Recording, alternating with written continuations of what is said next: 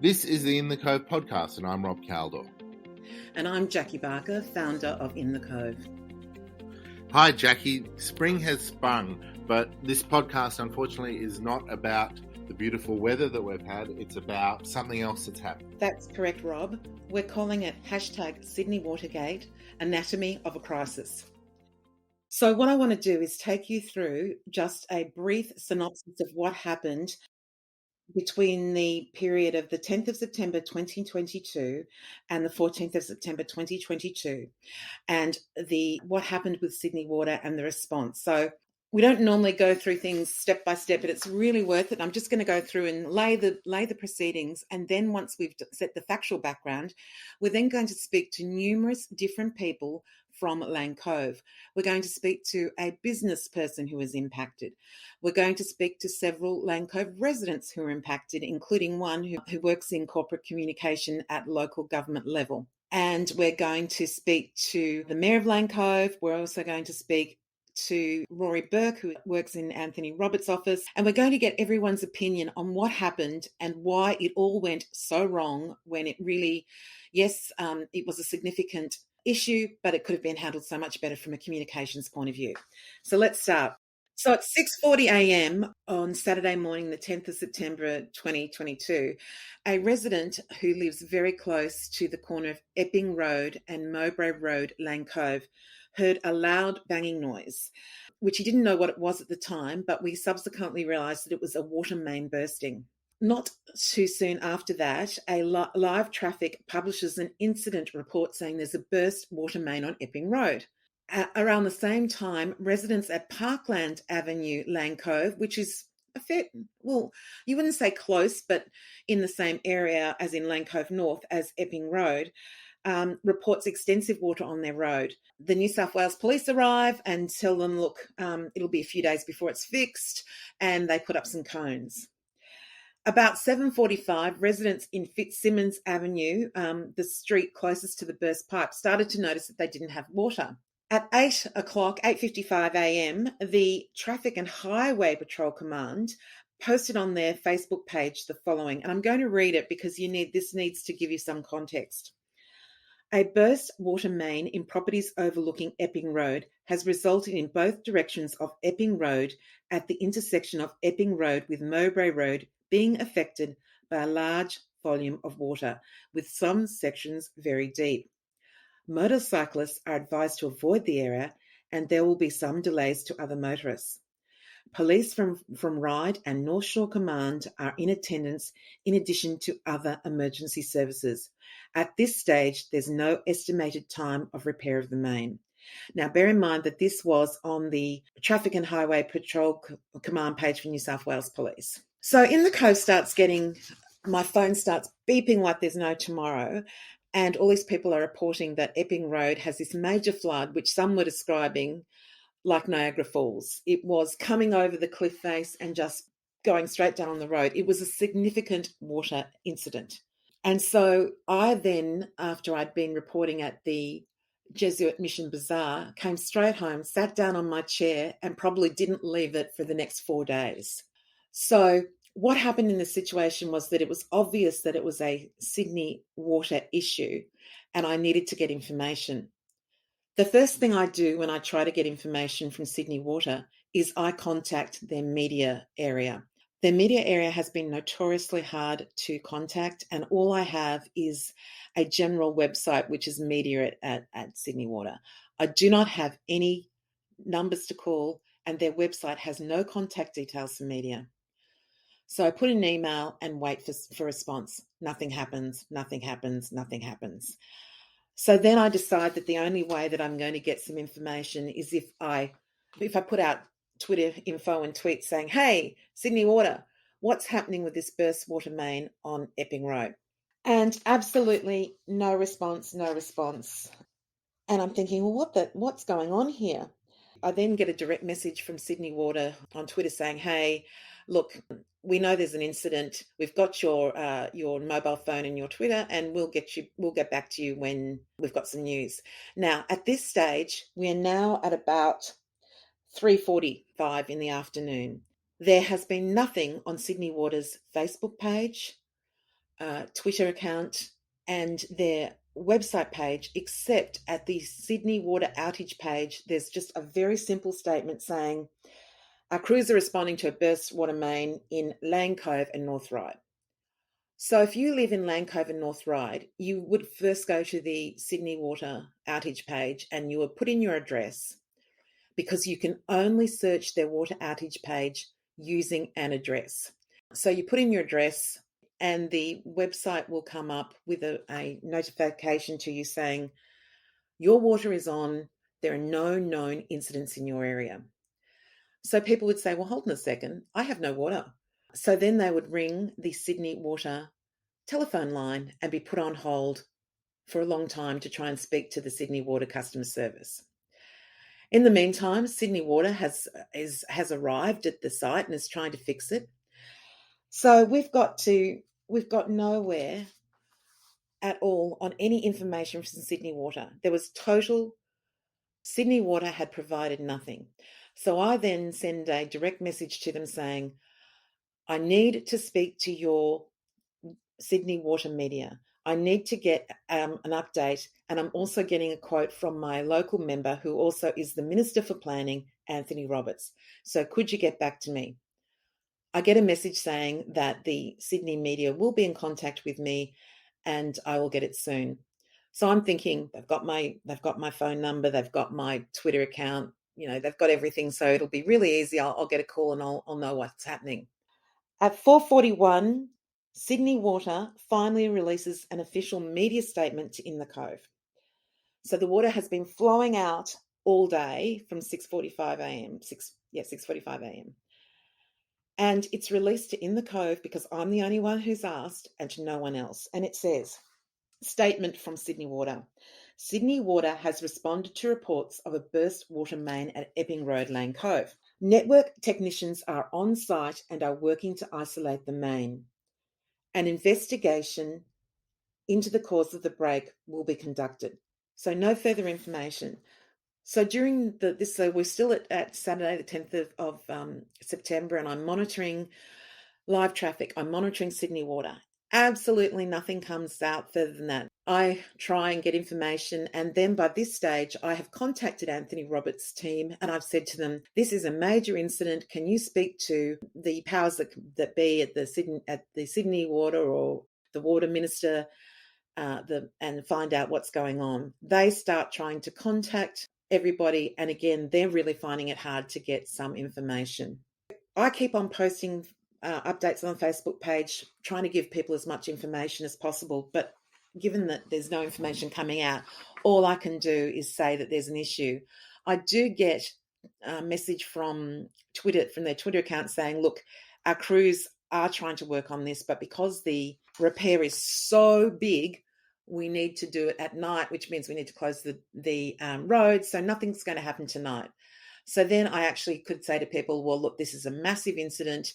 They need to close the road. Nothing is going to happen tonight. There's nothing further I can do. I'll see you in the morning. And by the way, I'll be up early because I've got to be up at 5:30 a.m. for the Lane Cove Fun Run.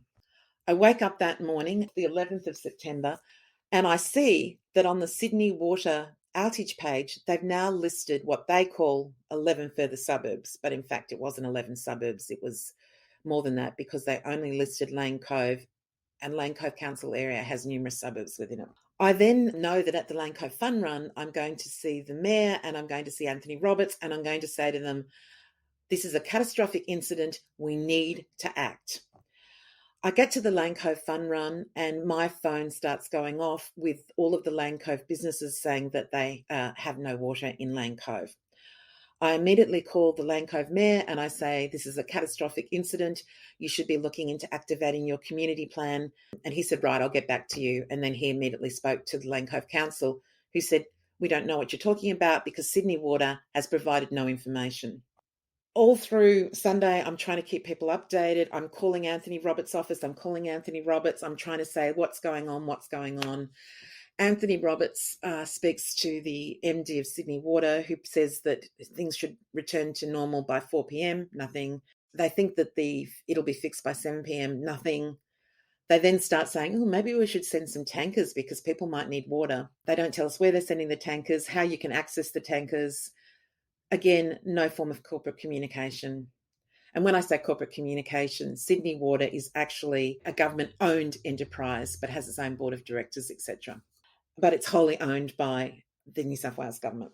At 8:09 a.m. on Monday, the 12th of September, Anthony Roberts arranges for me to speak to the MD of Sydney Water. The MD starts to tell me that it's a catastrophic incident. The pipe is 750 millimetres and it's a very, very complex situation, and that only 200 customers are impacted.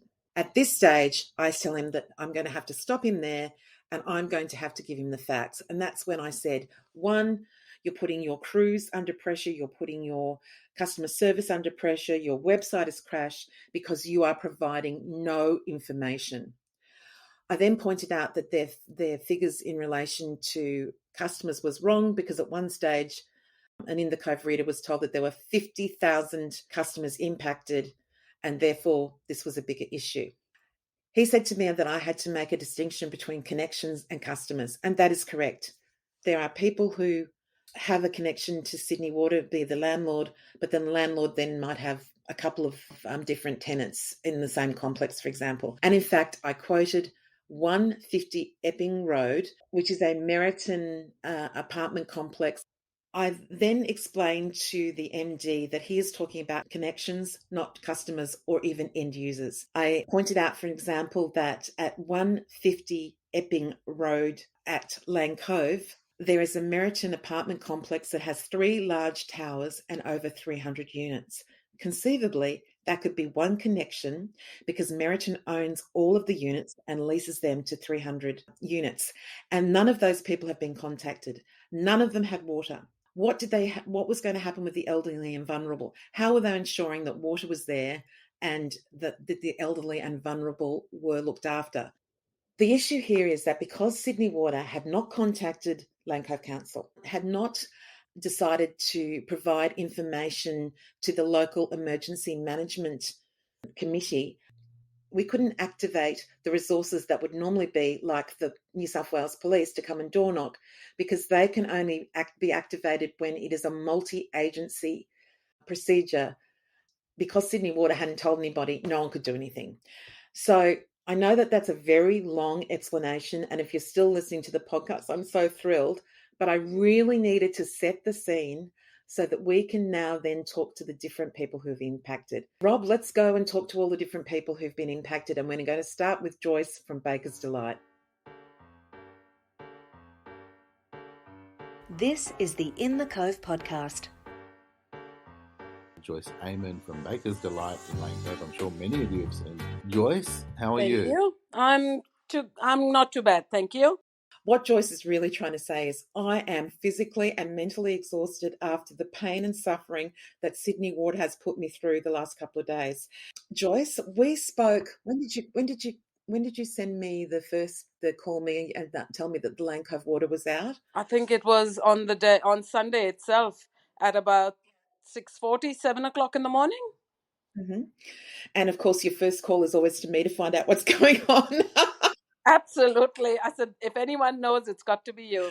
And so to lead us into what happened when you turned up for work, because you always turn up to work about 5 a.m. anyway. So let's start from the very beginning. I did, yes. So when we got into work, the boys said to me, and this was around about 6 o'clock, they said, the water's really low.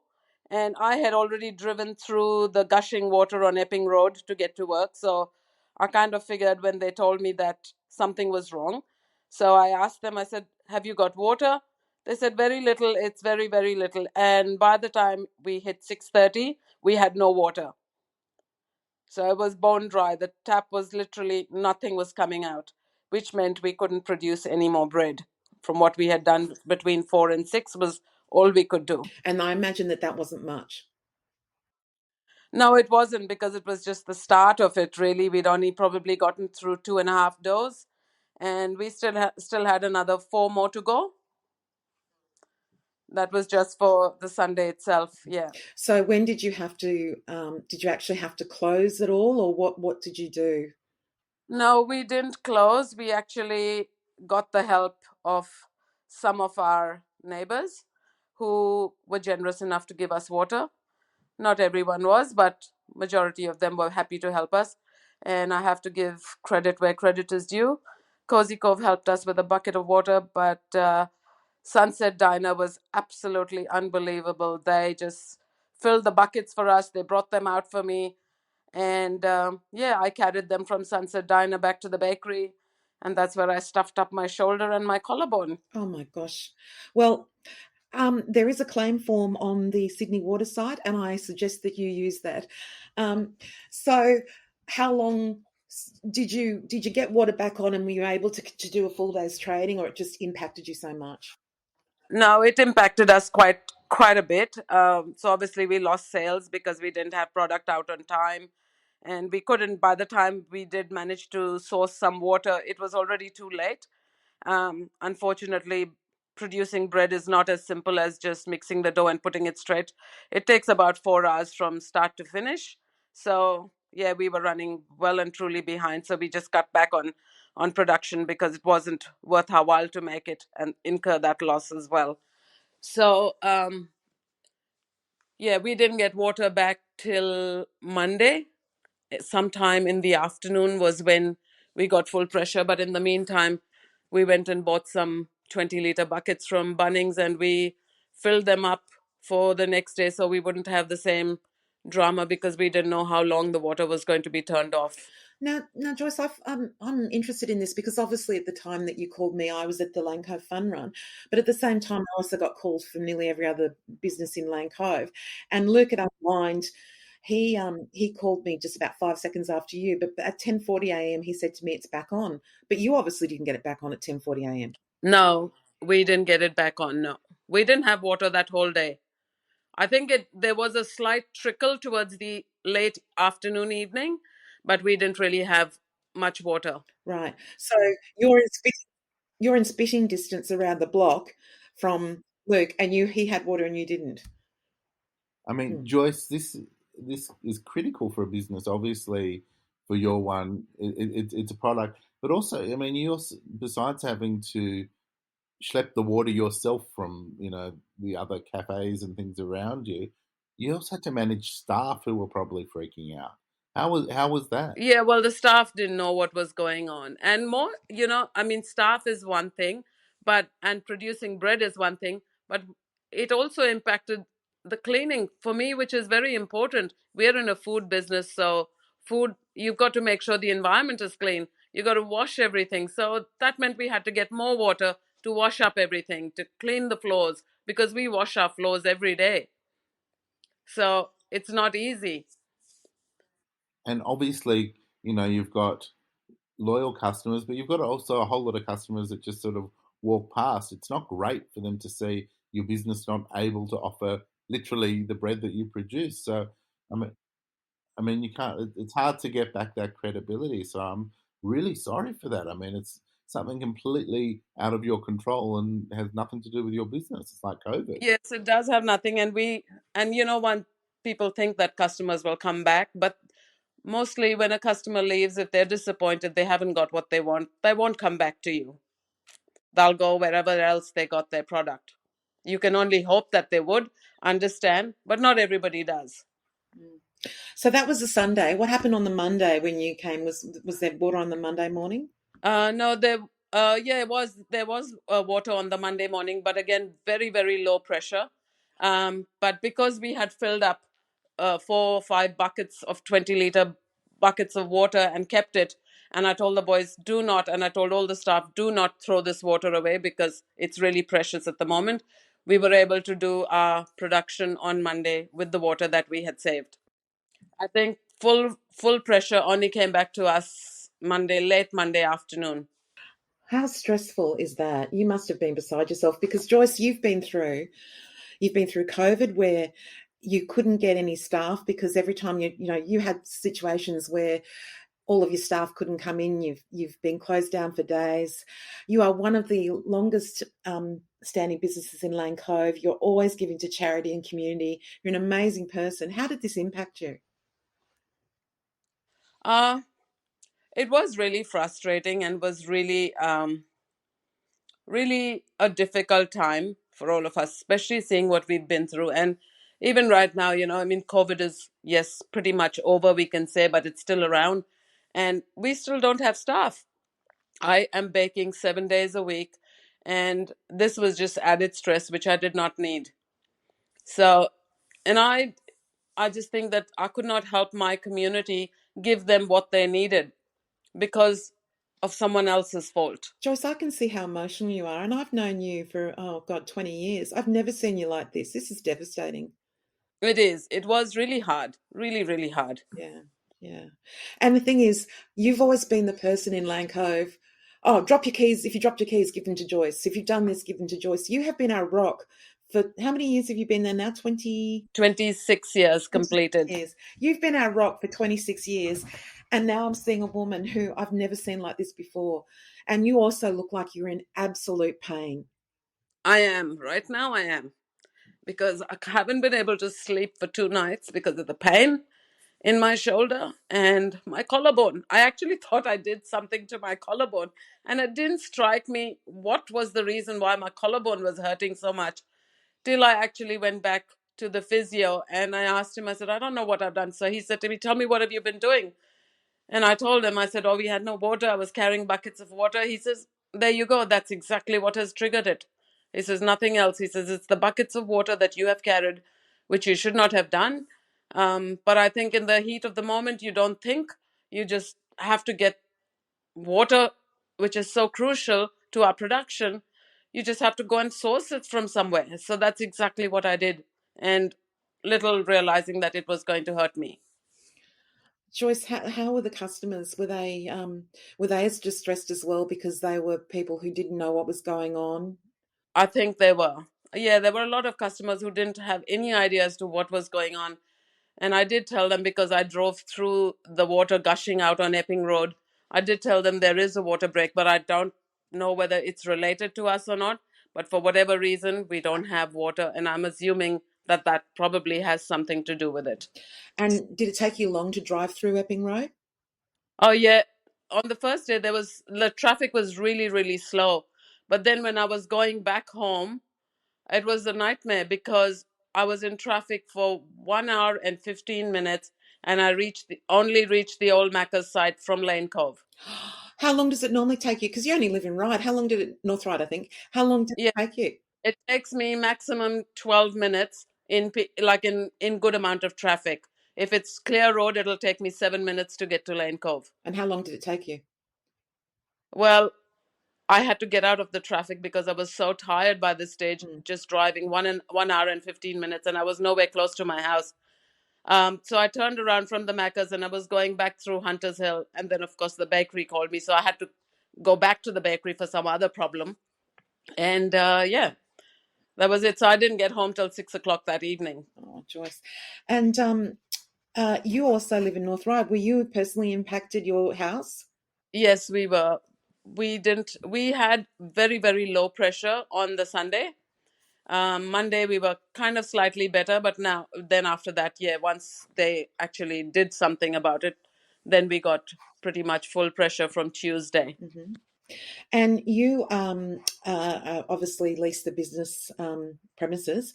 Yeah. So you're not a Sydney Water customer. It's in your outgoings, or are you? Yes, it is in my outgoings. Right. So therefore, you would have not. Look, Sydney Water didn't correspond with anybody, but you would have had no information whatsoever available to you. No, we weren't given any information. We only picked it up because as I said, I drove through it.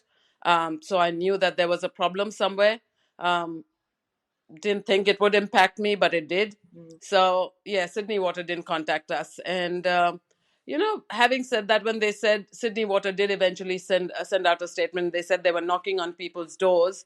I actually had customers tell me that they had the elderly living next to them, and nobody had been around knocking on their doors to give them water or to check on them. And these are Lane Cove customers.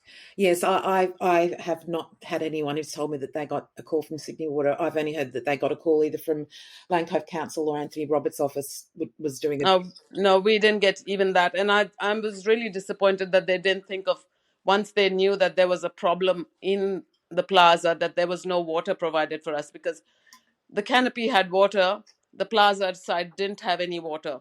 So Lane Cove Council didn't even offer to help you with water outside of the No, nobody called us. No. Okay, that's quite sad.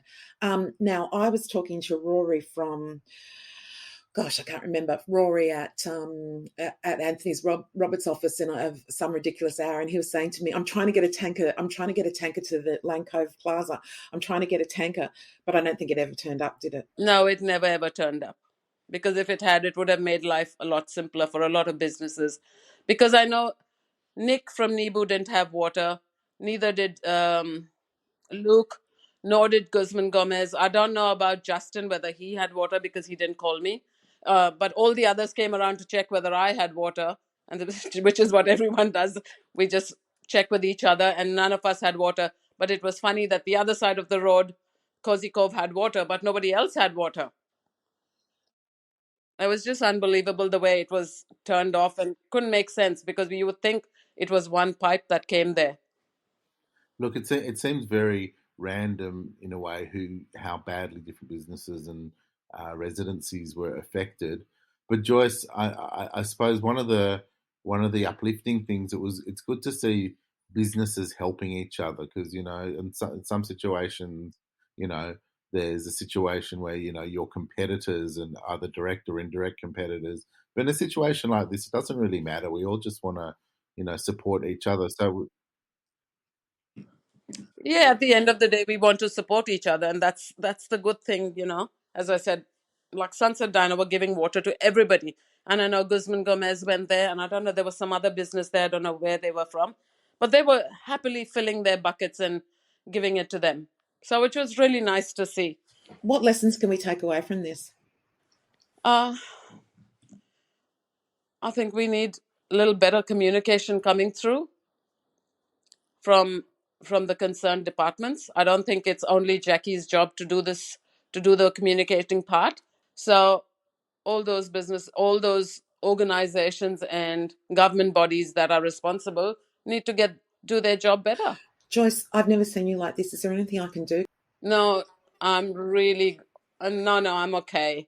I'm just really tired, that's all. I've got a suggestion. Every time people walk past Baker's Delight, besides buying what you normally do, buy something extra. I'm a big fan of your seeded bread, so that's what I want to get. Oh, thank you so much. Well, I have to tell you, you know how you've got those new rolls that have got the sausage in? Yes. That might have only been a little special. Are they still on? Yeah, we do them. We had a special one some time back, which was the sausage sizzle, which had the caramelized onion, but that promotion ended, and but we still, yeah, yeah, and so we still do the sriracha and the barbecue and the tomato sauce ones. So, Rob, that's an absolutely fabulous thing. And you know what, Joyce, there is not one charity, school, organisation in Lane Cove that hasn't got a voucher from Joyce. So I'm saying to people, whenever you walk past Baker's Delight, buy something and buy something else. I know the cost of living has increased, but Joyce's stuff, you can still buy stuff. It's very, You got a few gold coins in the pocket if you still take cash. Yeah, we still do. It's very much a legal tender, so we still do it. Yes. So let's put those coins. It's a great snack. It's a great snack. It's bread. It's literally the bread we eat. So let's grab a few loaves. Joyce, we're going to let you go because I'm sorry, I didn't know how much pain you're in. Thank you for talking to me. me. That's all right. Thank you for having me. You are the most. You and I just work so well, and I'm just so upset. So much love, and I hope to see you soon. We'll see you soon. Thank you so much, Jackie. Thanks, Rob. In the Cove, because local matters. We've got online, we have our next guest, Madeline Houston. Madeline, you work in and about local government, is that right? Yeah, that's correct. And I also have worked in communications for state government, working in bushfire and disaster recovery around the state with councils and yeah. And I imagine that communication is a massive thing now. We're talking specifically about Watergate, the water or lack thereof in the Lane Cove region last week. Getting the message out is very important. I think government comms is interesting because you really notice it when it goes badly, and a lot of the times you just take it for granted. And when there's a situation like this, it really becomes clear of how important it is for organisations to have contingency plans to be able to help communities when something goes wrong. And I think what we saw on the weekend was that there really wasn't perhaps a plan. It was a weekend, which I think was a real spanner in the works. And I guess for me, what was really troubling about it was I think, there are a lot of vulnerable people in our community that are not going to be online and really didn't know what was going on. And in our own, I live in an apartment in Lane Cove, and we have some elderly residents in our building who are not very mobile. And, I'm lucky that it's a small block and we kind of sprung into action to help them. But there's a lot of big buildings in Lane Cove where there might not be that neighbourly connection, and then people were really left in the dark. And I think, it was basic sanitation that we were not able to get. So I think people don't realise it. We couldn't flush our toilets. You couldn't wash your hands. Like, it's just, I think there was a sense of, a shower, that really wasn't the last of it. And also, if you don't have water in the fridge or bottled water, and a lot of people are very eco-conscious and don't do that these days, you went to turn your tap on and nothing came out. It was a pretty nasty shock. So I think what was kind of really troubling as well from this was that it did take, in the Cove, harassing, from what I gather, for days to get anything.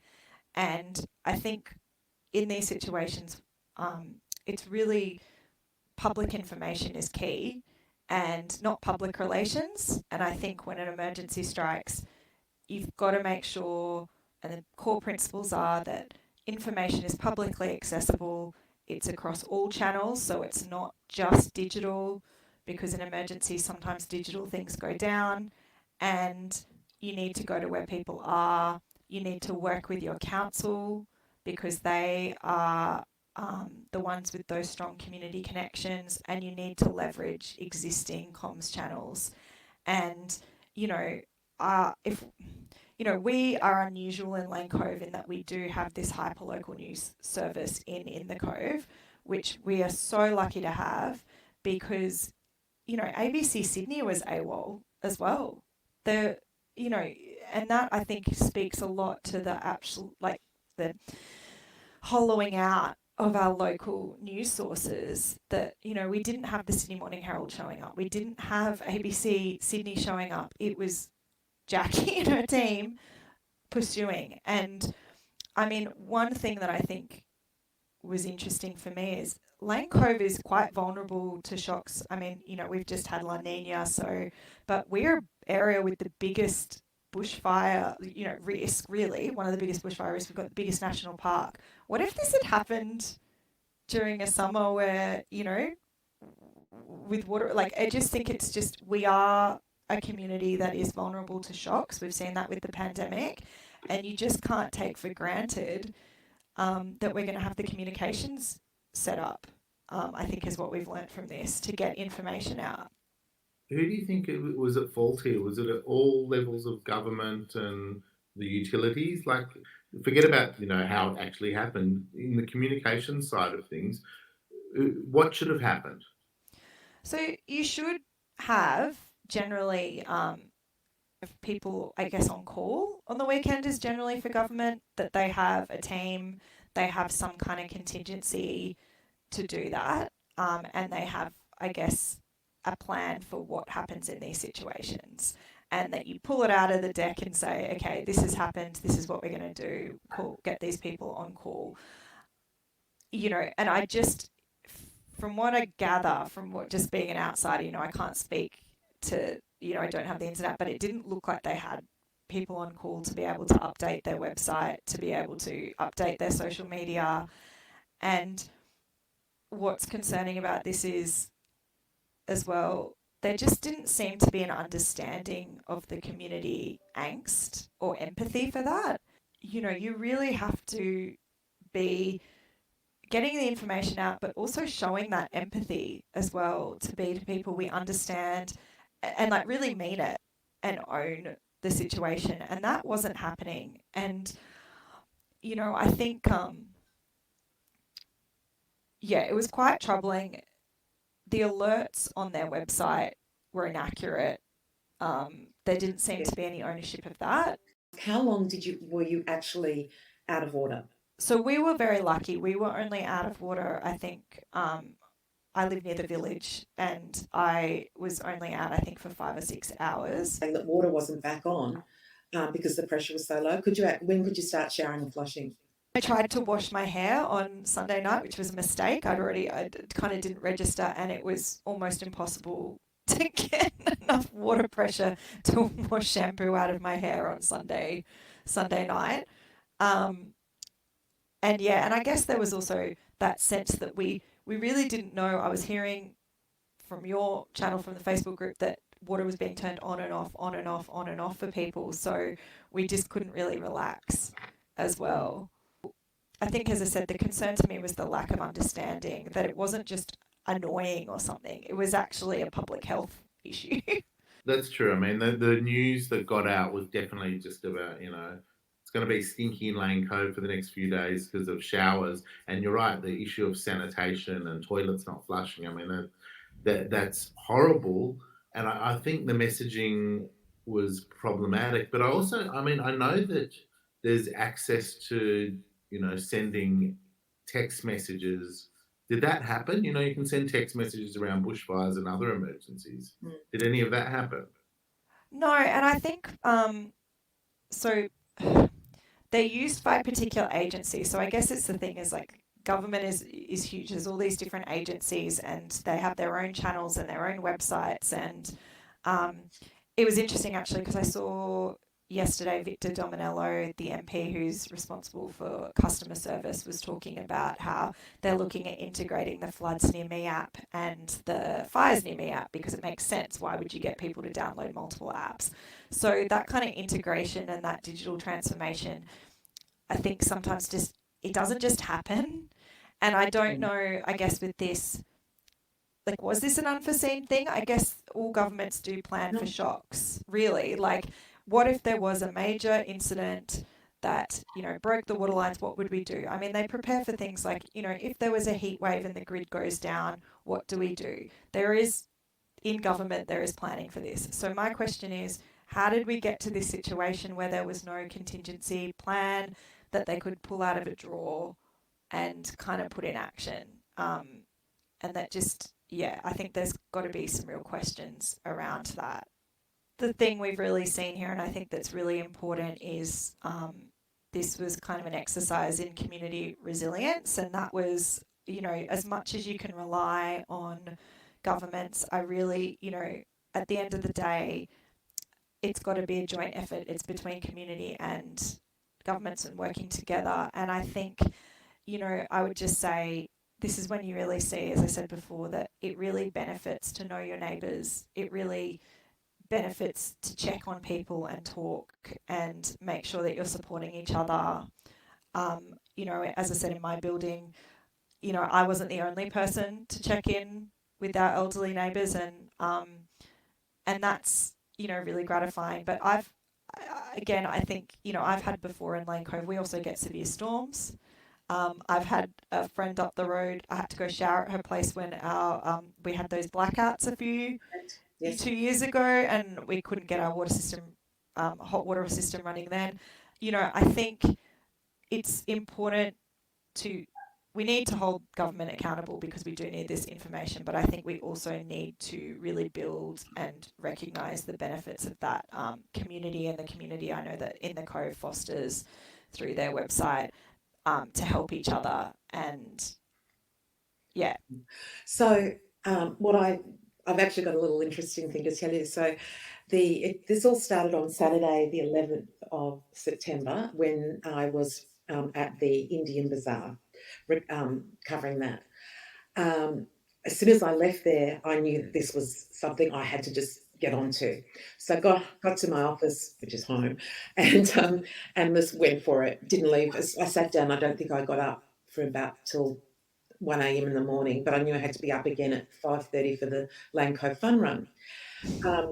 And when I got to the Lane Cove Fun Run, I had my computer there so I could still do updates as I'm talking to people, because that's a very important community event. And the good thing was that all the politicians were there.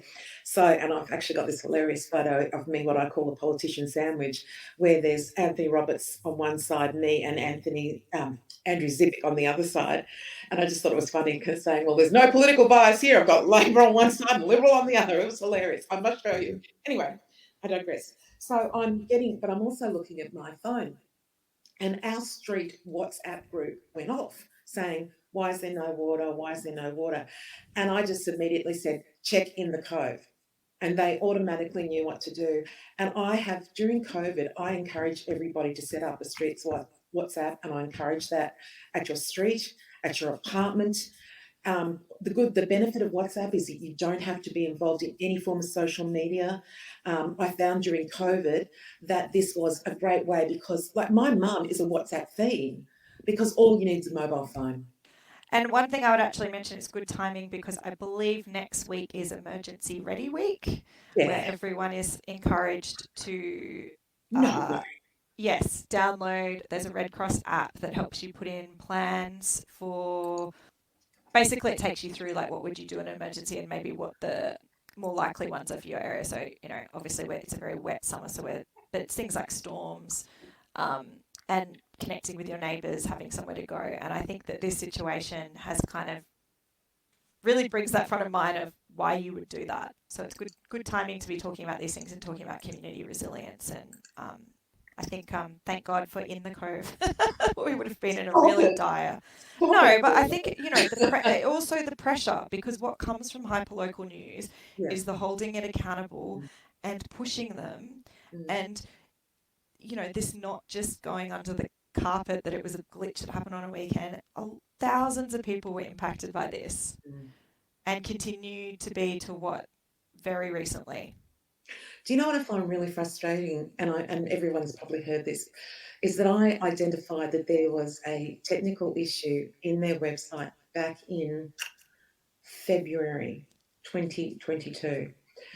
And I sent the information to the media team. I sent it everywhere, and not one person bothered to take it seriously. And they even told me that there was that they'd sent it to their IT department. So I've put through a media request to Sydney Water that I speak to the head of IT. They said to me, oh, no, there's no way you're going to speak to the head of IT. And I said, well, that's my media request. So anyway, by the way, we have put in a request for Sydney Water to speak to us on our podcast, but unfortunately they said it's too soon. I think the other thing that I would say about that was that was really awful was I think the community felt like we were being a bit gaslit by that website. It's like, no, there's no problem. It's like, well, I turn on my tap and it's saying otherwise. So it's just, look, so much of really good government comms is building trust and, and as I said, empathy in these kind of situations. And look, I think I'm really hoping that there's going to be obviously some kind of review, and that another community doesn't go through this again as well.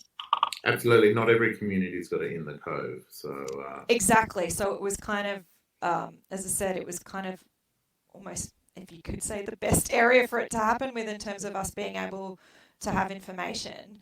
I also do wonder with the media how much we had the added sad situation of having the media on a major news story. Yeah, we did. We did. However, there is no way that the media could have picked anything up, because the first way that the media picks something up is when there's a media release. And given that there was not one media release, and even all the statements that I was getting from Sydney Water, they're only being issued to me.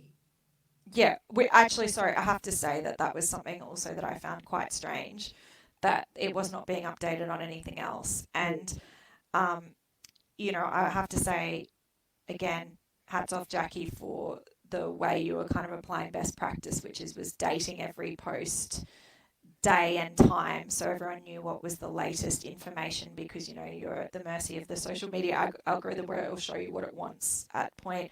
I actually noticed some of the government communications weren't doing that when they did actually get updated. So it's just tiny things that can just make a real difference in this situation to stop confusion.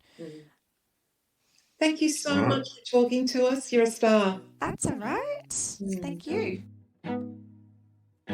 What happens in the Cove stays in the Cove. I'd like to welcome online Rory Burke. Rory, what's your position? I know you work at Anthony Roberts. So I'm an electorate officer for Anthony Roberts, who's the member for Lane Cove and Minister for Planning. So my role really is to support Anthony in everything Lane Cove. That's my job. And Rory, you with the Sydney Watergate crisis of the last week, you were getting all the calls and emails and texts and faxes, pigeons, however they were getting through to you. Yeah. So it started to come in Saturday evening was when I first became aware of the situation, and then slowly built up from that. Well, not slowly, but really built up from there over Sunday and Monday morning, and especially Monday morning, we briefed the team here on what had happened over the weekend, and it's been flat chat since then, responding to calls from constituents, emails about the whole situation. It's really been the flavour of the month, but we haven't experienced before like this kind of emergency. I think it's unique because the communication was so appalling. Yeah.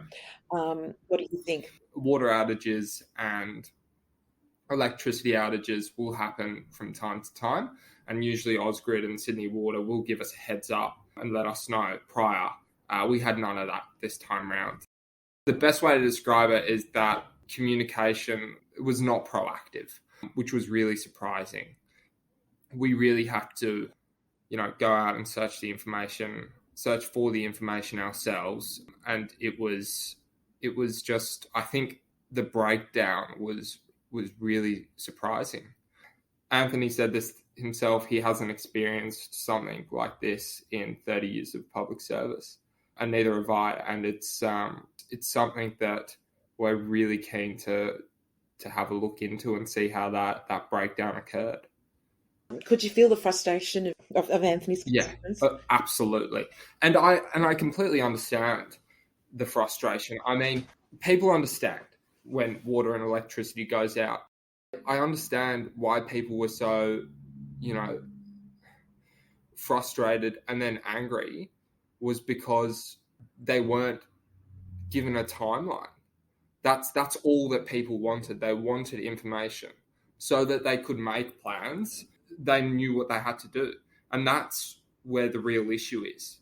We weren't, or Sydney Water wasn't giving us the tools to communicate with constituents and help them plan for this. So you've been working very hard, Rory, because I know, just a bit of background, in the Cove, being a local media organisation, we must talk to Anthony Roberts' office every week, I'd say, Rory. Wouldn't that be the case? In the Cove it's such a great resource for everyone. And we know that. And it gets to so many people, such a valuable tool for constituents. And, we want to help you communicate with our constituents, and we want to use our tool to communicate what we need to. I mean, Rory, there were some horrible things going on when this was going on. People not being able to use their bathroom and their toilets and their showers and things like that. What were some of the most difficult things that you came across? We're always concerned when water or electricity goes out, but we were concerned mainly for two reasons. One, the length of time and the demographics of people it were affecting. A lot of the constituents that we serve in Lane Cove North, around Mowbray Road, in bits of Lane Cove West that were affected, they're in apartments, and there's a lot of social housing up there, and there's a lot of new Australians in there as well, recent migrants. That's where we started to get really concerned, because our prior history has shown that it's hard for those people to communicate those needs, that what they need. So that's where we started getting really concerned, and that's when we started getting boots on the ground and started door knocking those areas. So we were trying to get to people before they had to come to us. That's what really concerned us, was that the people that were being affected weren't the ones that might not know who to reach out to. I saw a picture online of some big, heavy water bottles. How did you even find the water bottles, and what did you do? Like, I wouldn't even know where to get them from. Yeah, so we, on about, I think it was when was it? It was Tuesday night or Monday night. We just started running up to Coles in Gladesville and in Macquarie Park, and just picking up these 10-litre canisters of water to have on standby for anyone that needed it.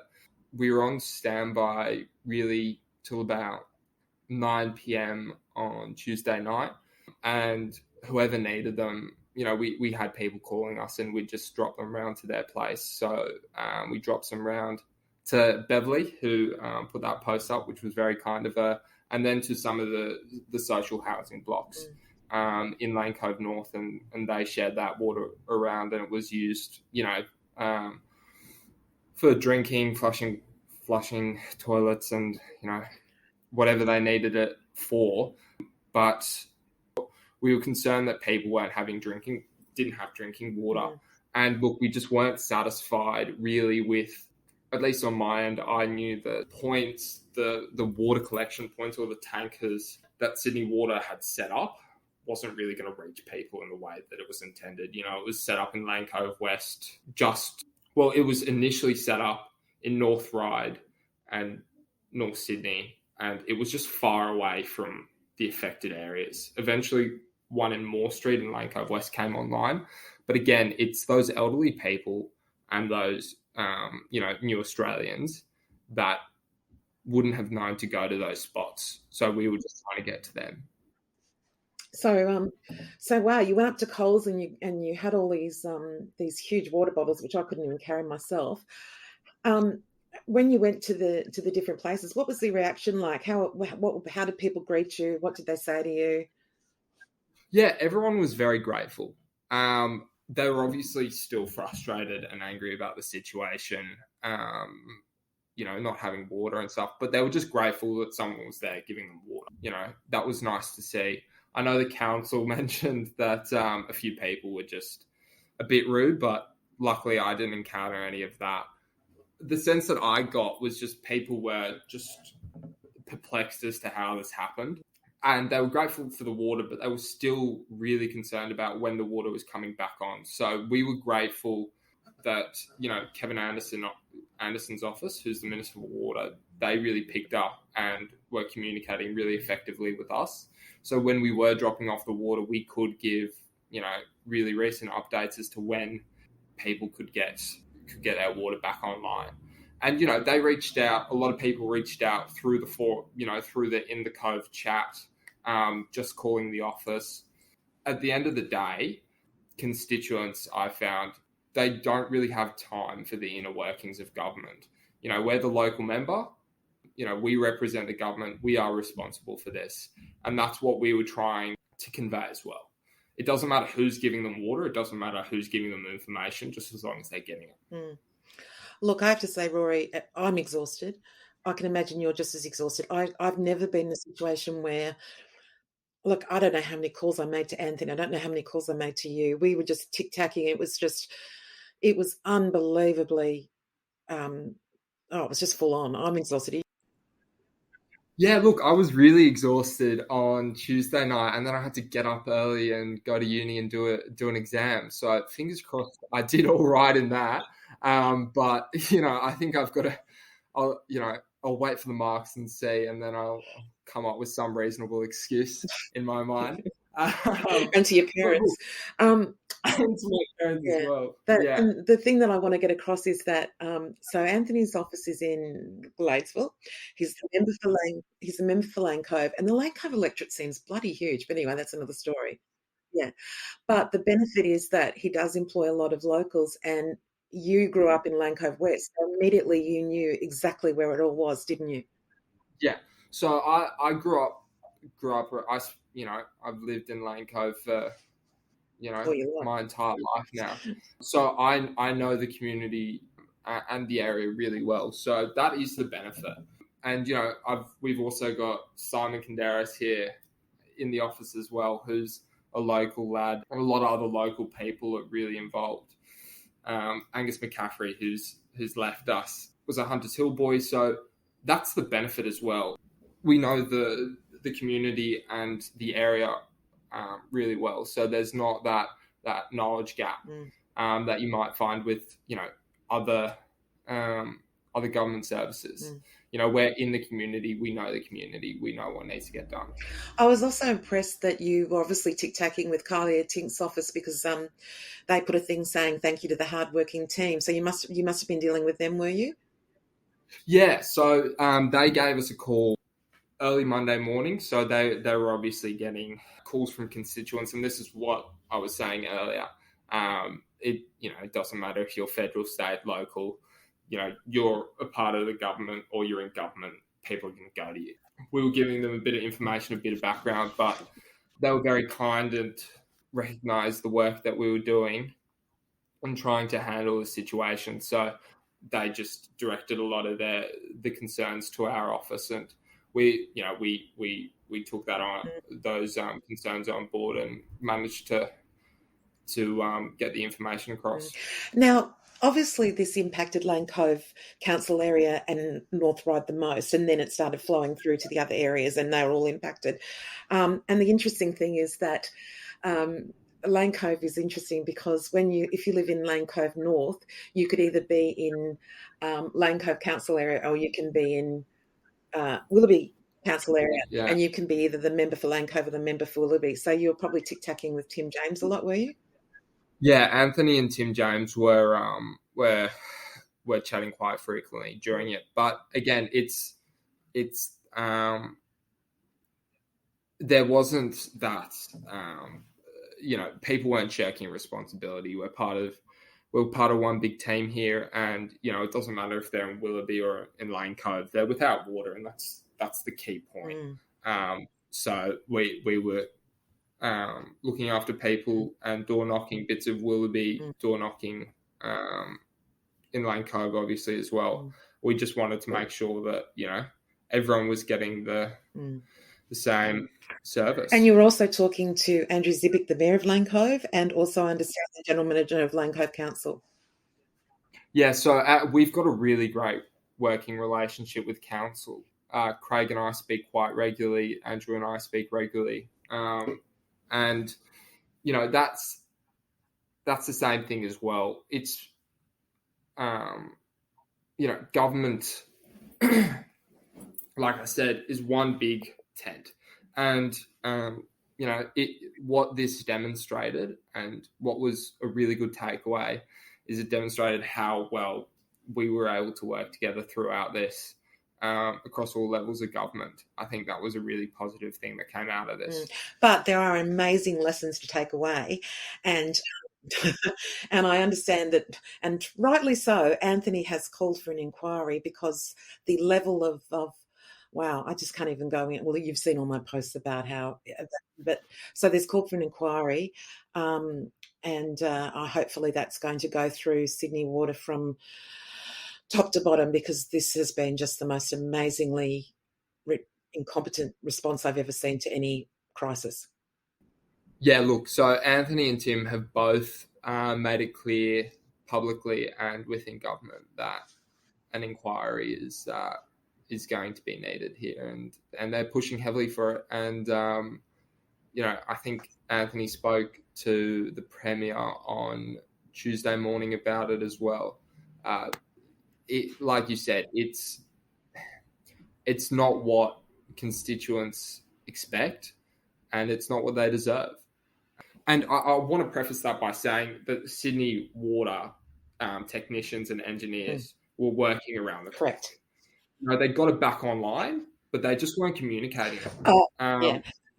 That's the failure. Yeah, and that's exactly, and one of the things that I saw on In the Cove, and I just didn't have the time to correct everyone. And look, you know what? And I think the biggest issue was that people were driving along Epping Road, right? The water was coming out like Niagara Falls. And the traffic was all blocked up, but they only had one traffic controller on there. So if you drove through there, you'd say, well, Sydney Water is doing nothing. And you know what? That's a right observation. However, what had happened was that when they had discovered that they just couldn't fix that immediately to get the water supply, they then started rerouting and doing all these things. There are crews all over Lane Cove. People were working hard, but because Sydney Water did not tell anybody how hard they were working, they were putting the Sydney Water crew under pressure, the customer advocates under pressure. They were putting everything under pressure because of one word: communication. What's interesting as well is we've Anthony's been speaking with the CEO quite a lot. What's interesting has been the lag in Sydney Water receiving feedback from customers. So Sydney Water has just upped their rebate from $40 to $200, but we're still working with them to try and get them on board with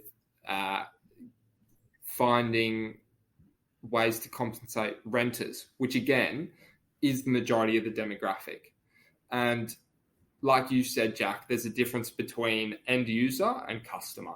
So we've got to find a way to get to the end user, and we've got to find a way to get small businesses as well, which we're doing. We've got a number now that small businesses can call. Could you tell us about that?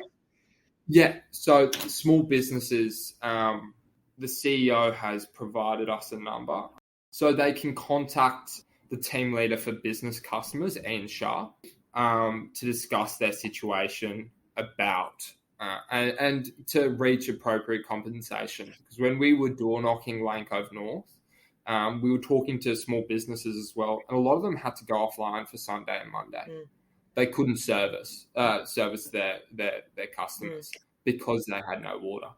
That's, there's got to be, mainly because of how long it was off for, there's got to be some appropriate compensation for customers there. Yeah, because the problem is that some of those customers don't have a direct contractual liability with Sydney Water. So so what do they do? And that's people working that out, are they? Yeah, so we're getting that feedback from both yourself and the community, and we're passing it through to Sydney Water, and we're working to get renters and small businesses and all customers. Because one of the biggest problems is that they put out that press release on a rebate, but immediately people went, so I have to apply for that rebate, because the press release didn't say, one, this will automatically put to the customer's account, and two, if you've got any further issues, do this form, which, by the way, the form is appalling, but that's another story. Yeah. So again, the feedback and the lag, we're still working through. Okay. Thank you so much for talking to us today, Rory. No, of course, it's been my pleasure. Hopefully we won't have to do another Watergate, but I'm always available for your podcast. In the Cove podcast, available on Spotify and Apple Podcasts. We have online Denise Travell from Chatswood West. How did Sydney Watergate affect you in Chatswood West? I was impacted. We didn't have water for much of Sunday and a good part of Monday. It seemed to come back online. But of course, I'm just one person in our community, and seeing the concerns of people who didn't have water for up to 4 days was really quite distressing. And seeing the issues that were being raised by them, particularly people who were perhaps elderly. I saw one comment from someone who had an operation due. So that obviously made things more problematic and concerning for them, but thoughts also very much with, as an example, people in our community with young families and just how they coped. I have to say, from my point of view, also turning the tap and the shower on and not having anything at all come out was, I found, particularly unsettling, particularly when you're aware of what's going on in Jackson in the US, where their water is now brown coming out of the tap. A few nights before, I watched something on Foreign Correspondent on the ABC and saw that the Colorado River is drying up and the impacts of that on the community. Of course, we also know about rivers, great rivers, such as the Thames River, the Yangtze River, and of course our own Murray River, all drying up. I found it very unsettling because I felt like it might be a glimpse into our future, and a future that we should all be concerned about and indeed doing something about. Denise, what was your greatest frustration about the whole Sydney Watergate incident? The lack of communication. And really that was what I was seeing and hearing from many in the community, that the situation is one thing. I think people generally do expect things to break or not work at times, but the frustration to me that I pick up always comes from the lack of communication. And I think that this was, sort of a textbook example of bad communication to a community, when a community is very concerned about essential infrastructure. And that essential infrastructure, of course, being water not coming out of the taps for a good considerable chunk of a period of days. How did you communicate with your neighbours? We have a WhatsApp group with our neighbourhood, and that WhatsApp group is, full of information such as, does anyone have a drill? Does anyone, my dog is out, or there's a dog roaming the neighbourhood. It's really very direct information that's communicated in this WhatsApp group. There's probably about 90 to 100 of us around this local area in the WhatsApp group. And again, it's information such as, does anyone want this old lounge? My dog's got out. The cat's gone missing. That's how I've certainly used the group. But all of a sudden now seeing information of, the water's off, who's got water. I was communicating information from in the Cove that I was seeing, because that was the only place that we were getting information, through to that WhatsApp group. I literally sat down on a chair and didn't move for a lot of hours, and I was so busy updating Facebook that I just didn't have the resources to get anything onto the to the webpage. And when I went back and looked at my stats on the webpage, people were just pounding the webpage, and I just felt so bad that I couldn't get anything onto there. But I just couldn't keep up with the Facebook page. So I just did as best as I could. And Jackie, that is so appreciated by everyone in the community. You can see the quite phenomenal response that you attracted just through providing that information that really wasn't coming from anywhere else. So, well done to you. Thank you so much for your efforts. People were concerned and they just didn't know what was going on. And, the point that you were constantly raising was people want to plan. Should I be going to the shops and buying bottles of water? I was at the shops early on Sunday morning and noticed that the water aisle was already starting to deplete. So people were clearly responding, but also seeing things like, should I be going to a relative's outside of this area to have showers and to look after my kids and so on.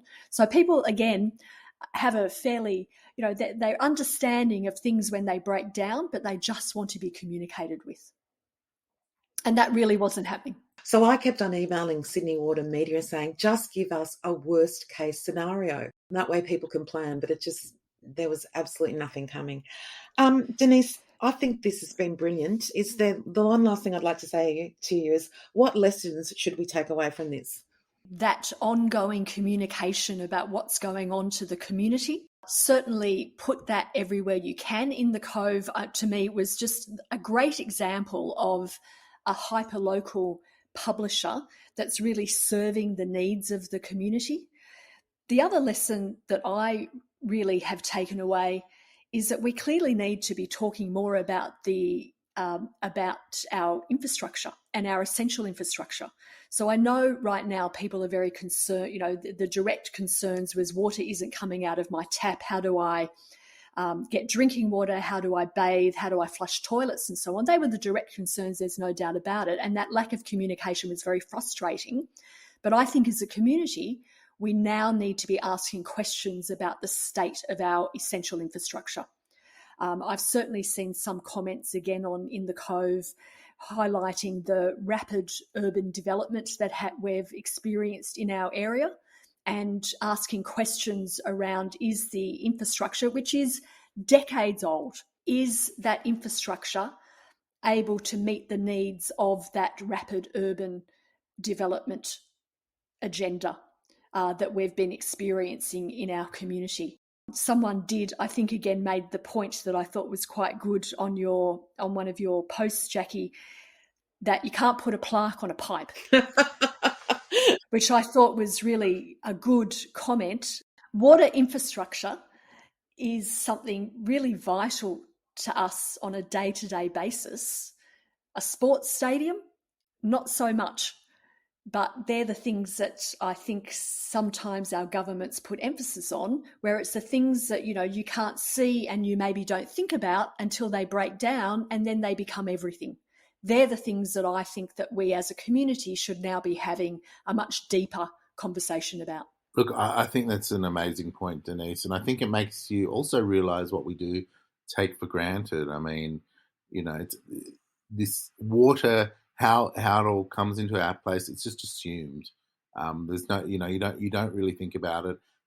Gas and electricity, and even internet infrastructure. When that goes down, you definitely hear about things very quickly. But this is like a fabric of society, and if it goes down, the massive, quick effects that it has can be, disastrous. I think that's such a good point. And you're right, we absolutely take all of that essential and vital infrastructure for granted in a modern, affluent society and community such as, we're lucky enough to live in. And that's why I think I found it particularly unsettling when, again, turning taps on, turning showers on, trying to flush toilets, nothing was happening. And again, knowing what's going on, or then thinking about what's going on in our environment and what's going on about the state of our essential infrastructure, again, is a conversation that I think we should all be having.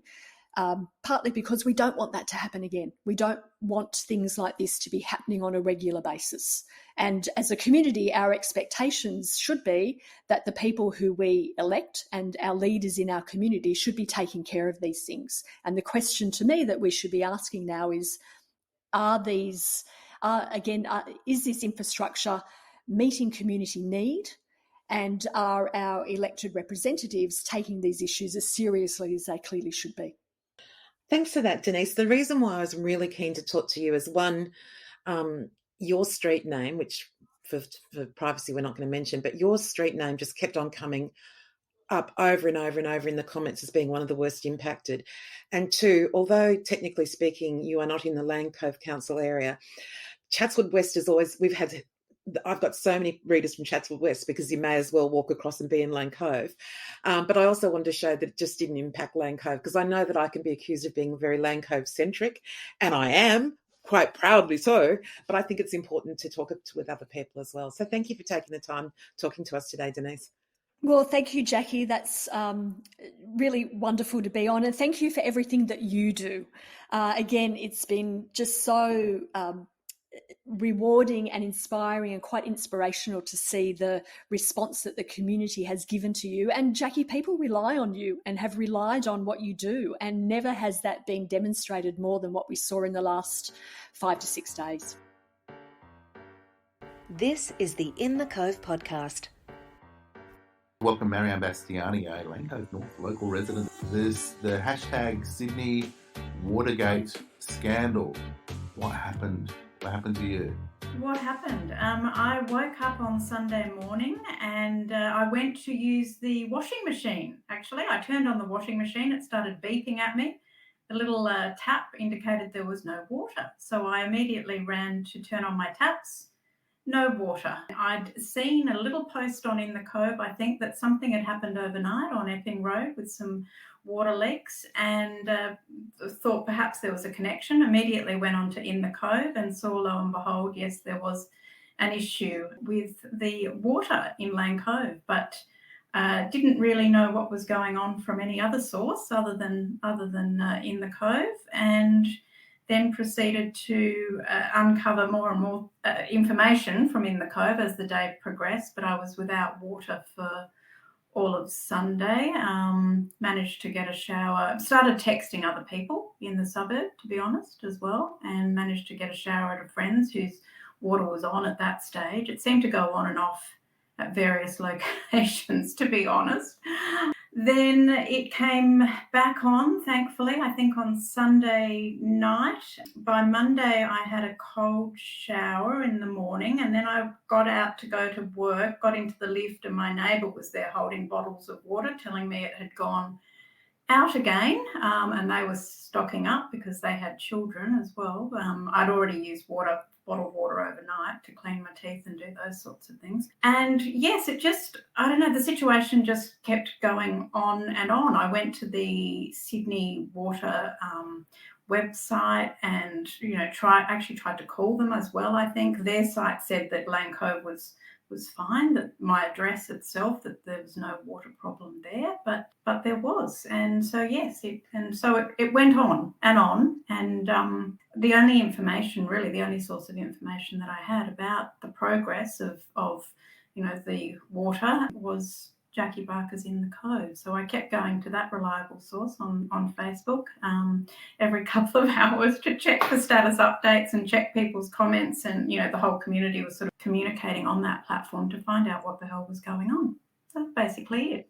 I remember you texting me and saying your daughter was in the middle of the shower and the water went off. And yes, was that last night or the night before? I've actually lost track of nights because it keeps, every day we hear that it's going to be fixed that night. And so we'd gotten water, I think it was Monday night, and I might have missed a post that Jackie had put alerting us to the fact that we might lose water again. But yes, Isabella, my 17-year-old, was in the shower, and suddenly she yelled out, the shower's gone, and out she got. In fact, I texted my ex-husband, who she was staying with on the weekend. Thankfully, the kids were with him. But I said, have you got water? And he said, oh, that must be the problem. The shower wasn't working this morning. So it sort of became, I think we got word of mouth. So not only hearing it from Jackie, then the community was passing on information to each other through her as well to keep each other updated. But yes, no shower there. There were people filling baths with water. I was lucky. I had some bottled water here, and I had some friends who were offering me showers in different places. I think Jackie was making arrangements for gyms and swimming pools and other places to be opened who were kindly offering their services. I was a bit concerned about some of my elderly neighbours, and I did message them to check they were okay. Some of them had not had any issue with the water and were oblivious to it. So, yeah, and others had. So, yeah, it really was a bit of a mess, to be honest, and quite concerning in this day and age, that the lack of communication from Sydney Water. I've heard nothing from them. I know some people have received emails from them. I've heard nothing. And I'm in a big complex with, about 100 units, I think, in this complex, and everyone was out. And yeah, families scrambling around doing what they could to get by, not knowing what was going to happen from 1 hour to the next. do you get a bill directly from Sydney Water? I am a tenant here. So, but funnily enough, my contract actually provides for me to pay the water bills. And so I actually got one, coincidentally, I think it was yesterday, from the managing agent with a water bill for me to pay. And I just alerted I sent them a copy, I think, of your post saying that Sydney Water was offering some rebates to owners potentially for the loss over the last couple of days. But that's a really good point, because you got the information, you got a copy of the bill from your managing agent. Yep. So Sydney Water would have absolutely no idea that you were impacted. Correct. And I was actually wondering how we prove, or what how they're going to work out who gets a rebate and who doesn't, and who was without it for X number of hours, because I think their rebate refers to different criteria. No, I wouldn't. And my agent's in a different area too, so they didn't even know. Really, they hadn't put two and two together in terms of who was impacted. Because even when I tell people now, not everyone knows where Lane Cove is, or whether, you know, a lot of people have seen it on the news, but they're not sure, you know, who's being impacted. And when you said you contacted your elderly neighbours, which was lovely, were they actually in the apartment or previous neighbours, and when you did, was there any neighbour that was absolutely in distress? There wasn't, fortunately. It was previous neighbours. Actually, I got in, because I used to be in Timbertops, I got in touch with neighbours there, and they checked their pressure was down. Then it eventually went, so they were alerted to the fact. Fortunately, none of my elderly friends and, you know, hadn't been impacted, which was great. But yeah, it really varied, because my one person was on Burns Bay Road at one end, the other person seemed to be up the other end, and not, you know, one person would be impacted and another wouldn't. So even in a close geographical area, we had different sites out. So that's how I was able to get a shower, by texting about 4 people and saying, hey, have any of you got water? And one did. You then texted me, I think probably Tuesday, and said... It was Tuesday, yeah. It was Tuesday. And then you said there's another leak, and water was absolutely gushing down outside Mowbray Public School. Yeah, yep, it was. So I don't work on Tuesdays, and I just went down to get a cup of coffee. I got in the lift, actually, I might not have told you this, but one of the neighbours said, oh, watch out for the water that's running down our street. And I went, oh, okay, here we go. So I walked out, could see it.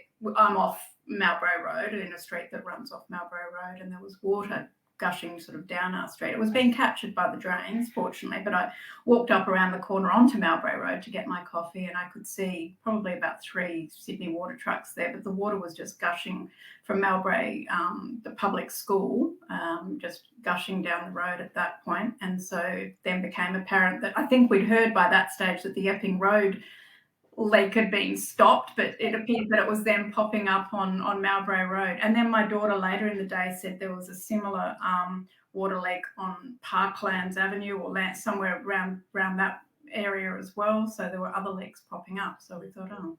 Did you see a water tanker outside Mowbray School? Yes. Yep. And so when you're in the middle of the emergency, and you would have seen on In the Cove, I kept on saying, tankers are coming. Yes. And I kept on then saying to Sydney Water, well, you're telling me tankers are coming. Do people have to take buckets, or do they put in mains? You need to give me this information. Where are they coming? How are they going? I was just getting so annoyed. Did you see a tanker? Would you have known where to get one? No, I wouldn't. I wouldn't have had a clue. In fact, yeah, I think I saw other posts too saying, like, what do you do? What does the tanker do? Do we, you know, how does it all work? Everyone was sort of, in the dark, so to speak. How frustrated were you? I was pretty frustrated. Fortunately, I went out to another suburb on Sunday. That was coincidence, but I was pretty frustrated that morning, and also, you know, the following day, with just the timeline of it dragging on. I mean, there were traffic implications as well, and I had to change my route in terms of traffic. Obviously the lack of amenities, showering, etc. I heard there were restaurants and places that couldn't operate, shops and things in Lane Cove that couldn't work. So yeah, look, frustration was high, and a lot of that could have been alleviated simply by, you know, better communication. We were relying on you, Jackie, for the information. So we do thank you for that, because you must be exhausted after 4 days of it. And I believe it's over now. I'm not even entirely sure, because I've been working today. I haven't been looking, but it's over now.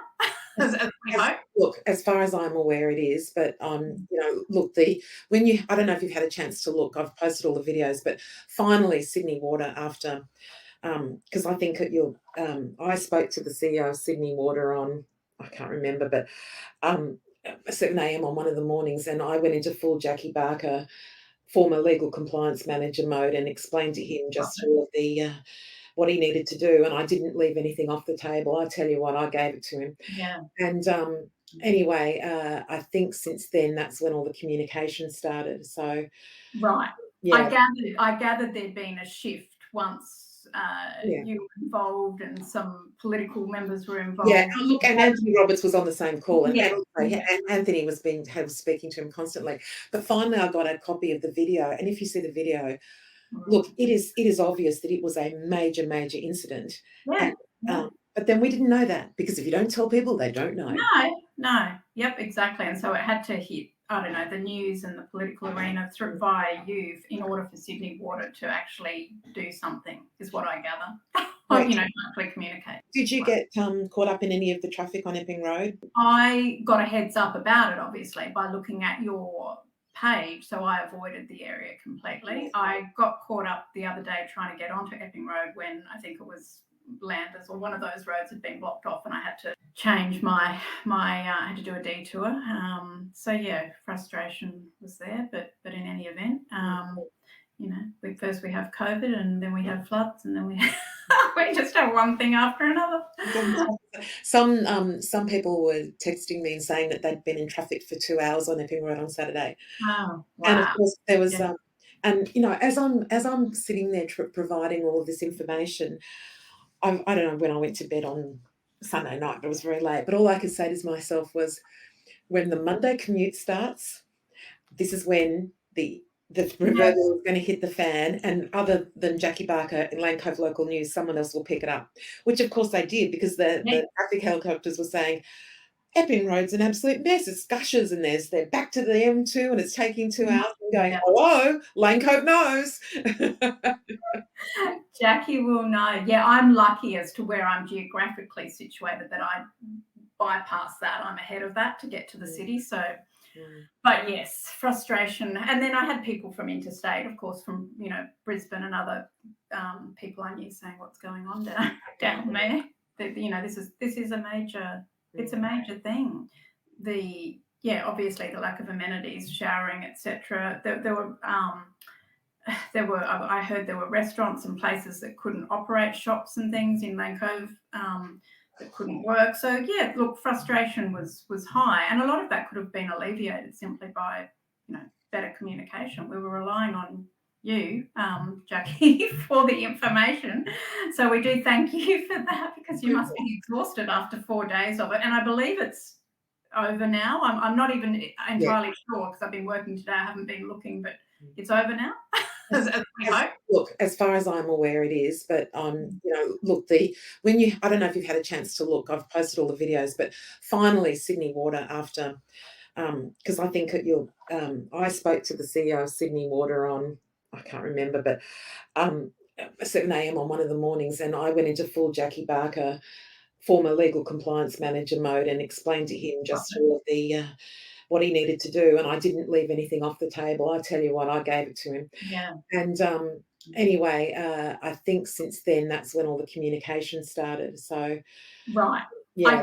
I gathered there'd been a shift once you were involved and some political members were involved. Yeah, look, and Anthony Roberts was on the same call, and Anthony was speaking to him constantly. But finally, I got a copy of the video, and if you see the video, look, it is obvious that it was a major incident. Yeah. But then we didn't know that, because if you don't tell people, they don't know. No. Yep, exactly. And so it had to hit, I don't know, the news and the political arena through via you in order for Sydney Water to actually do something, is what I gather.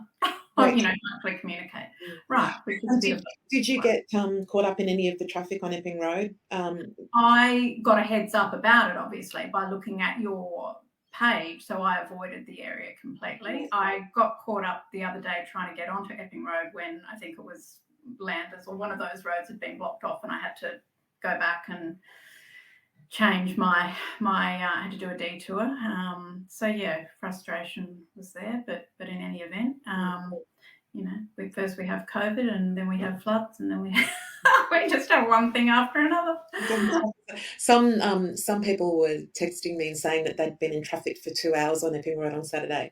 Oh, wow. And of course there was as I'm sitting there providing all of this information, I don't know when I went to bed on Sunday night, but it was very late. But all I could say to myself was, when the Monday commute starts, this is when the proverbial is going to hit the fan, and other than Jackie Barker in Lane Cove Local News, someone else will pick it up, which of course they did, because the traffic helicopters were saying, Epping Road's an absolute mess. It's gushers, and they're back to the M2, and it's taking 2 hours. And going, hello, Lane Cove knows. Jackie will know. Yeah, I'm lucky as to where I'm geographically situated that I bypass that. I'm ahead of that to get to the city. So, but yes, frustration. And then I had people from interstate, of course, from, Brisbane and other people I knew saying what's going on down there. This is a major, it's a major thing. Local government in the Cove. All right, it's my honour to introduce the Mayor of Lane Cove, Andrew Zibick, to the In the Cove podcast. Andrew, I want to ask you firstly, how did you personally cope?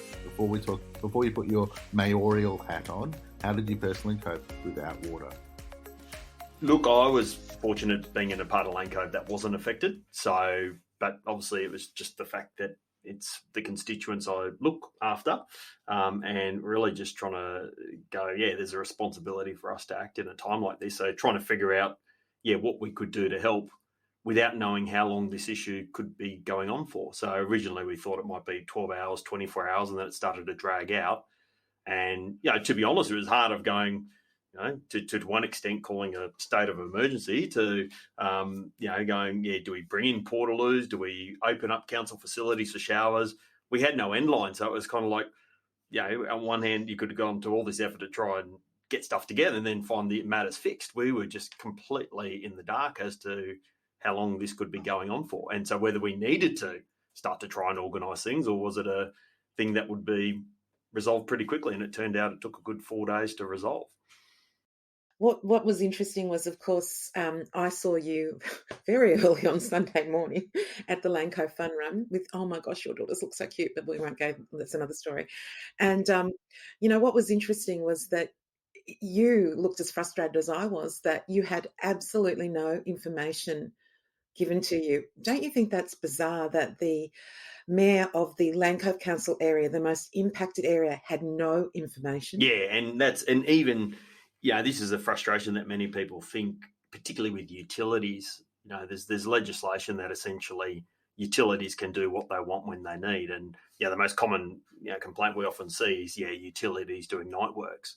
And people asking, why did council approve it? Well, utilities don't have to go via council to get approval to do roadworks at night to maintain utilities. So at the best of times, we're left in the dark about anything they're doing. Most of the time, council finds out that Sydney Water or Ausgrid or a utility provider is doing works in the area is when residents are contacting us complaining about night works or their, nature strip being dug up. That's when we find out too. So, but definitely in this instance here, we just had no notification. And I think, look, I've spoken with, both the state member for Lane Cove and the state member for Willoughby and I've spoken to an upper house MP in the New South Wales Parliament as well, just in the last few days, of saying, the investigation is needed because there's a big issue here of going, look, at some point in time, there's water leaks, which we know most of the time Sydney Water do, attend to in a pretty timely manner. But this one, surely there must have been some point in time where it became evident they were having lots of problems. And, do we need to get prepared? Put in place our resilience plan, for example. So, and it was quite interesting too, massive credit to In the Cove, because that's where I got all my news directly from residents of not only just what, coordination you were doing in talking with Sydney Water, but from residents. And, it was Tuesday morning, I spoke with the staff at the front desk of council and they told me no one had called council. And I think most people understand that, Sydney Water is a state body, but nevertheless, we've got the ability as a local council to try and help in times like this. Jackie, you and I think we're talking on the Monday about opening, our facilities for showers, but our facilities too were without water as well. So we were equally, we found, the easy stuff we thought we could do, we couldn't. So that was frustrating too. You know what, in hindsight, looking back at this, so we're at the Lane Cove Fun Run, which I have to say, Andrew, what an amazing community event, but we'll get to that later. Wasn't it great? And the good thing was that there were people from all over the Lane Cove Council area there. It was amazing. And it was so well organised, and there were portaloos all the way. There was even Sydney Water bubblers, which if someone had called, you could have immediately said to the organisers, please leave that infrastructure on our land and we will deal with it. Yeah, correct. And it was just, it's that coordination of just, us understanding as we, typically happens. Sydney Water attends to it pretty quickly and fixes it.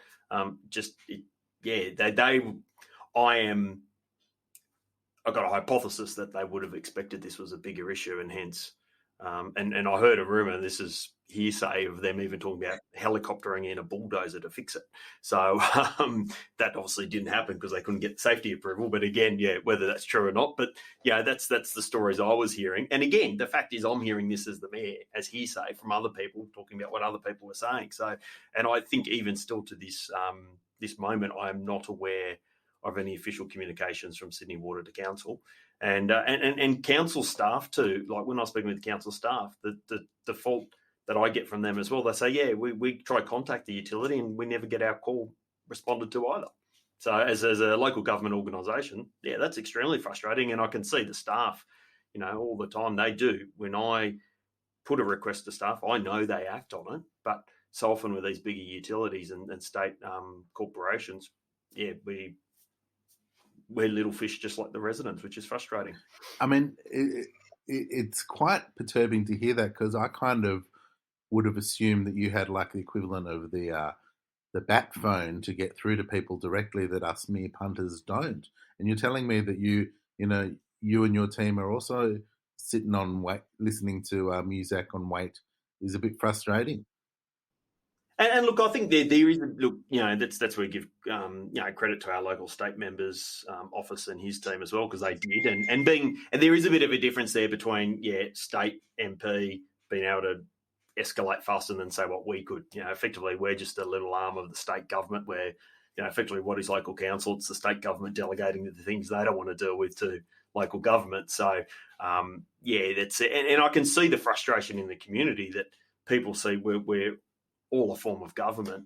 But the delineation, and in a time like this, people don't care about the delineation as to who's responsible for what. They just want a result. So, look, one thing I can, give great confidence to our residents is that, we were in communication with our state MP and even our federal MP. We're all talking amongst ourselves about, what can we do to resolve this?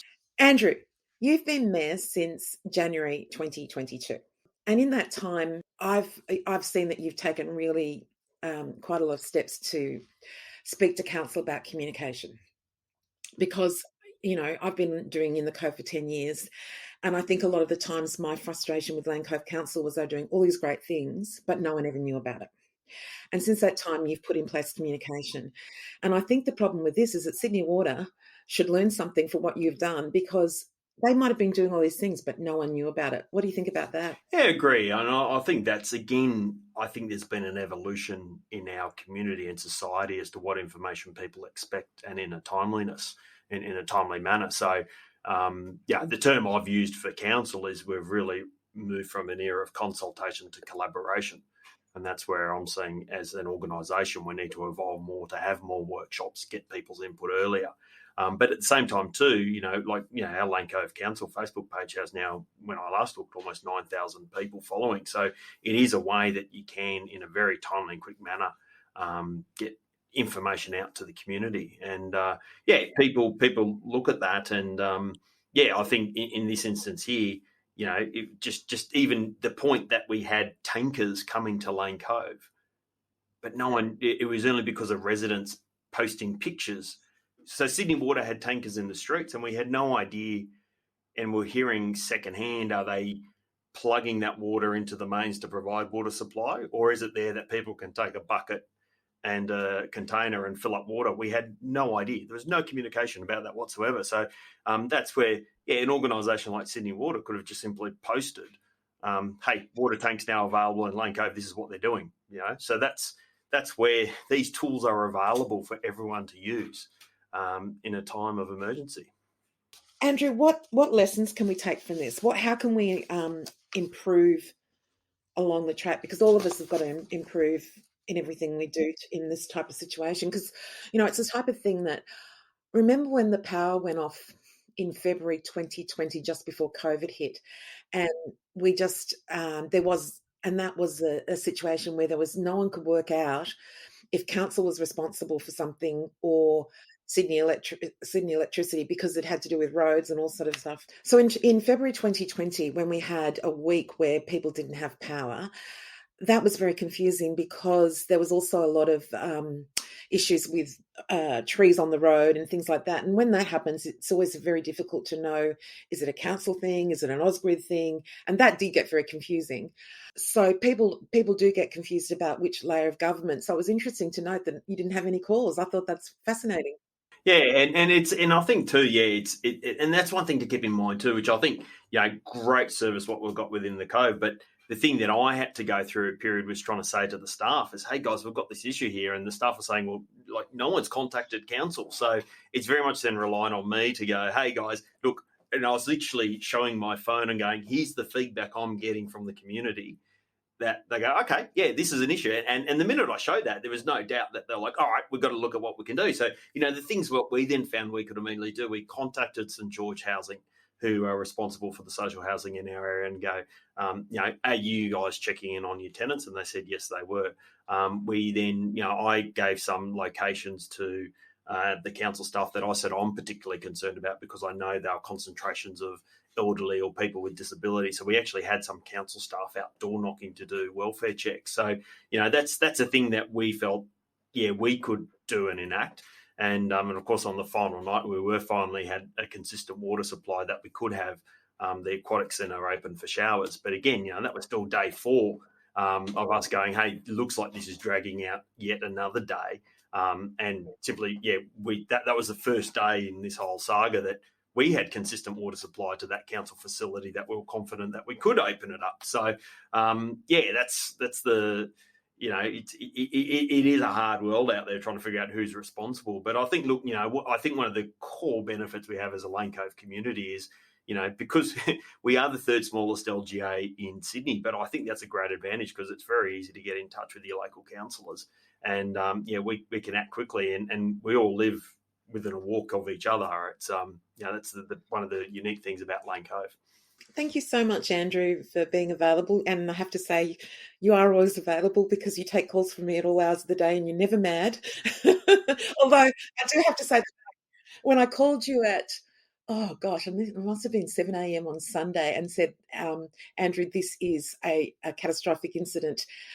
It's going all through the North Shore.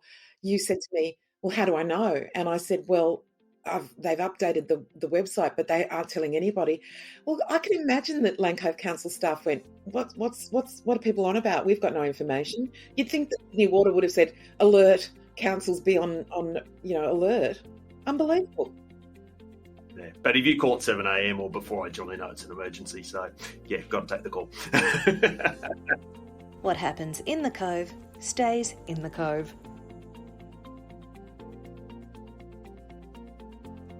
Jackie, it has been a long podcast. However, I think it was so important to get the different perspectives of everyone involved. And on behalf of everyone in the Cove, thank you for your efforts, because you really, didn't leave your office for 4 days. So it was an amazing event and something that really needs to be highlighted. I think the role of media, or lack thereof, and how in the Cove had to sort of fill the void to make things happen are very important. Look, it was a massive situation. And look, I can't use names, but I had people who were contacting me who'd had operations, who had children that needed attention, and they had dirty nappies in the car, and people who were just out of hospital. And all of these people needed access to a flushing toilet and a shower. And in this day and age, that's pretty amazing. And also the fact that we're in Sydney, one of the most vibrant and, vibrant cities in the world. And we had up to 50,000 people on the North Shore who didn't have water for conceivably up to 4 days. That's pretty impactful. And Rob, I know that you know this because I'm always banging on to you about local news. But what I've done is I'm a founding director of the Local and Independent News Association, LINA. And we are a not-for-profit company that is trying to raise the profile of local news and provide resources to all the in the coves out there that may exist or will exist in the future. What we want to do is ensure that local news is supported and we grow local news. and it's a passion of mine, and I really hope we can do it. And we've already got some runs on the board with some new local news organisations saying that they're about to start. And local news is about being local and providing local information. Oh my gosh, I was on my high horse there, Rob, wasn't I? Jackie, your high horse is a horse we should all be riding. If you're enjoying the podcast, make sure you let people know about it. For all the information about what's going on in the Cove, go to inthecove.com.au. And Jackie, when's the News Blast come out? The News Blast has come out for many, many years at 7:30 p.m. on a Wednesday, and you can subscribe to our News Blast by going on to our homepage, and there is on the right-hand side, there's a sign up to our News Blast. But because I was under so much pressure, it came out Thursday morning, and I had people on Wednesday night emailing me saying, where's the News Blast? So it's nice to be missed. Until next time, I'm Rob Caldor. I'm Jackie Barker, founder of In the Cove. Thanks for listening to the In the Cove podcast. This podcast has been produced by localpodcast.com.au. If your organisation needs a podcast, contact Rob 0404 289 956.